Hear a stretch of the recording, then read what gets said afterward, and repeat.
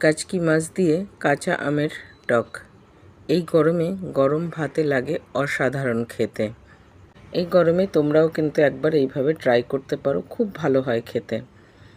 এই জন্য সবার প্রথমে কড়াইতে খুবই সামান্য সর্ষের তেলে সর্ষে ফোড়ন আর শুকনো লঙ্কা ফোড়ন দিয়ে আমগুলোকে এরমভাবে কেটে নিয়েছি। কেটে নিয়ে সামান্য নুন দিয়ে নাড়াচাড়া করে ঢাকা দিয়ে দেব, যাতে আমটা খুব তাড়াতাড়ি সফট হয়ে যায়। দেখো, ঢাকনা আমি তুলে নিয়েছি, আম কিন্তু একদম সফট হয়ে গেছে। ঠিক সেই সময় বেশ কটা কাঁচা লঙ্কা আর দিয়ে দেবো কাচকি মাছ ভাজা। আর এটাতে সামান্য একটু হলুদ দেব। আর কিন্তু এখানে কোনো রকম মশলার প্রয়োজন হবে না। রান্নাটা ভীষণ সাধারণ, কিন্তু খেতে হয় একদম অসাধারণ। একবার ঘরে বানালে না, গরমের সময় তোমাকে ঘরে সবাই বলবে বারবার এটাই বানাতে। খুব সুন্দর লাগে খেতে। এই গরমে না ঘরে সব সময় আমের টক হতেই থাকে।